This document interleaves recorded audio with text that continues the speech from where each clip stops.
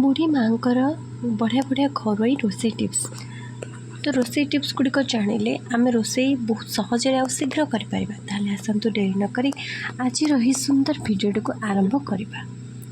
भर्ता रोसे बैगण आलू और टमाटो को पोड़िकी ही भर्ता कले बहुत भल लगे। मन रखु से आप बड़ी को भाजिकी गुंड करके पकई पारे। यह द्वारा भर्ता बहुत टेस्ट लगी था। डोसा तैयारी करने पूर्व तावारे पियाज किंबा बैगणर खंड को तेल रे भिजे तावारे लगातु। यह द्वारा डोसा तावारे आउ लागिबो नहीं, डोसा बढ़िया से उठीजिब। भेंडी भाजवा समय से आप अल्प दही पकई दिंतु। एमती कले भेंडी परस्पर सहित लागिबो नहीं, चिपचिपा हेबो नहीं, गोटी गोटी होई रहिबो।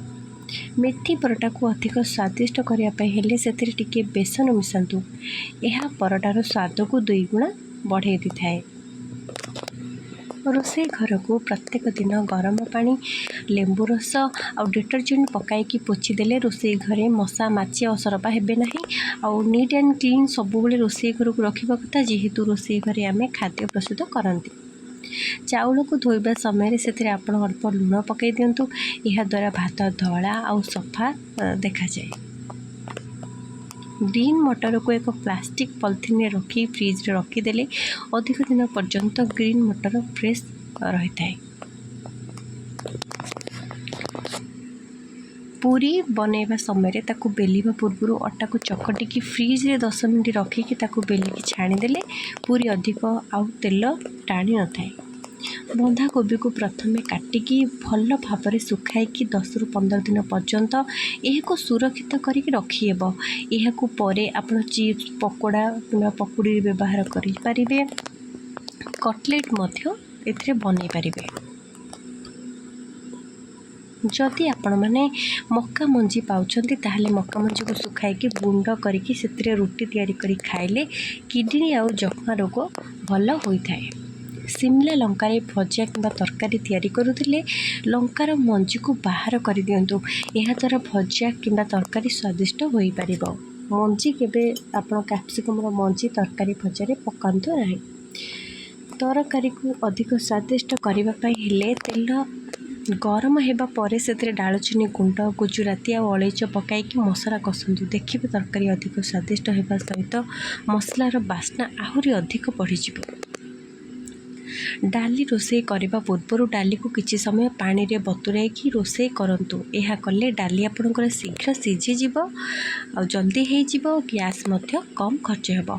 सांग मैंने आपण मानक जदि आज रही रोसे टिप्स गुड़िक भल लगुच पसंद आसूची तो समस्ते क्यों क्यों गाँव मोर वीडियो देखुं निहाती कहतु, कहीं मुझे जानवा चाहूँगी यही भिडियोटी क्यों क्यों स्थान में पहुँची पारे। परवर्ती टिप्स आसतु जाने।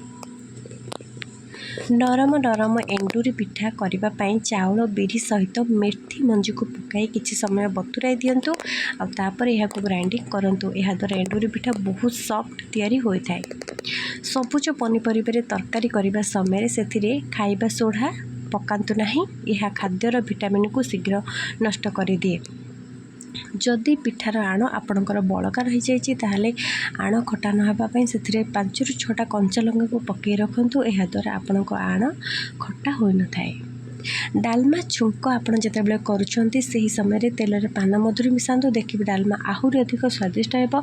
सहित डालमार बास्ना बढ़ीज। विशेषकर जो मैंने 5 फुटन डालमार फुटाती तो डालमार स्वाद अधिक बढ़ी थाए। टमाटो सूप रे किसी सुखिला पुदीना पत्र मिसातु। कहीं टमाटो सूप रे सुखिला पुदीनार पत्र मिसेदेले तार बास्ना बढ़िया आसे। टमाटो सूपर स्वादटा आहरी बढ़ी जाए। नड़िया बर्फी तैयारी क्षीर सहित किसी मिल्क पाउडर मिसातु। एपरी कले नड़िया बर्फी बहुत टेस्ट होता है। कंचा पनीर जदि बड़का रही जाए तो ताहले पनीर को फ्रेश रखापी से किसी चीनी सिंचिकी फ्रिज रखी दिंतु। एपरी कले पनीर पूरा फ्रेश रही है। आंब आचार रे हलदी लुण देबा पर ही जो पानी बलगा रही जाए से पानी को आचार रे उपयोग करंतु नहीं। से आउ पकातुनी कहीं यही पानी आचार को शीघ्र खराब कर दे थाए। तरकारी एवं डालमा जदि तलू पोड़ी जाए पोड़ा पोड़ा बास्ना हुए ताहले कला जीरा और पान मधुरी को हल्का भाजिकी गुंड करके तरकारी और डालमा मिसई दिंतु। यही 2टी जिनस मिसेवा द्वारा पोड़ा बास्ना और पोड़ा स्वाद बिल्कुल आसी न थाए। अंडा मिश्रण 1 चमच पानी और 2 चमच क्षीर मिसातु। जिते बेले आपण अंडा भजा करूछंती सेते बेले बटर रे तैयारी करंतु। एपरि कले अंडा भजा नरम और स्वादिष्ट होइथाए। परोटा तैयारी पाई अटा चकटिबा समय से किछि कटा पियाज, कटा कंचा लंका, कटा धनिया पत्र, अल्प हलदी, लंका गुंड और स्वाद अनुसार लुण देके अटा चकटू। तापर परोटा प्रस्तुत करंतु। देखिए एपरी परोटा तैयारी करी खाइले छुआ माने आहुरी खाइबाक इच्छा करिवे आ खाइबाकू भी बढ़िया लागिबो, बढ़िया देखाजिबो। धनिया पत्र टमाटो चटणी तैयारी करबा समय कंचा टमाटो बदल में पोड़ा टमाटो किंबा तेल रे भजा होइतिबा टमाटो उपयोग करबा द्वारा टमाटो चटणी बहुत स्वादिष्ट बनी थाए। छुंक आपण तैयारी करबा समय तेल न फुटिबा पाई देह को चिटिकी न आसिया पाई तो प्रथम तेल रे किछि हळदी मिसै दियंतु। एपरि कले तेल चारिआडे आओ चिटिकीब नाही, देहर मध्ये पड़िबो नाही। क्षीर सहित खटा जिनस तथा तेंतुड़ी, दही, खटा जातीय फल खातु नहीं केबे भी। यह स्वास्थ्य पाई बहुत क्षतिकारक, गैस एसिडिटी मध्ये होई पारे। तो एथिप्रति समस्त ध्यान रखिबा जरूरी। डोसा को अधिक क्रिस्पी तैयारी करबा पाई हेले डोसा मिश्रण रे किछि मेथी दाना पाउडर निहाती मिसातु। यह द्वारा डोसा बहुत क्रिस्पी लागिबो, खाइबा को बढ़िया लागिबो। जदि दही रे जे कोनोसी रेसिपी किंबा दही आलू तैयारी करूछंती कि कोनोसी थिरे आपण दही पकोचंती तो शेष रे आपण माने जाय कि लूण दियंतु। प्रथमे पकांतु नाही लूण, प्रथमे लूण देले दहीटी फाटी जाय थाए और रेसिपी रे दही रे स्वाद आसी न थाए, देखा भी जाय न थाए भलो। पनीर को अधिक दिन पर्यंत फ्रेश रखा हेले पनीर को ब्लोटिंग पेपर रे आपण भल भाव में गुड़ाई रखुद। यह द्वारा पनीर फ्रेश रहिबो। रायता को अधिक स्वादिष्ट बनवाई हेले से किसी कस्तूरी मेथी गुंड पकातु। देखिए यही दहीर रायता जो स्वाद अच्छी तार स्वादटा आहरी 2 गुण बढ़ी। काकुड़ी रायतार जीरा, हेंगू, धनिया पत्र, लाल लंका एसबू छुंक देकी खाइले काकुड़ी रायता अधिक स्वादिष्ट होता है। भात, बिरियानी किंबा खिचुड़ी को अधिक स्वादिष्ट सुगंधित करने हेले चाउल रांधिबा समय भात बसिबा समय से डालचीनी पाउडर किंबा डालचीनी गोटे छोट खंड टुकुड़ा दिंतु। देखिए भात, बिरियानी आ खिचुड़ी केते स्वादिष्ट बनब। अधिक आंचर रोषे कले तरकारी तलू लगी जाए, पोड़ जीवार संभावना थाए। तो तेणु से 2 चमच दही मिसै दिंतु।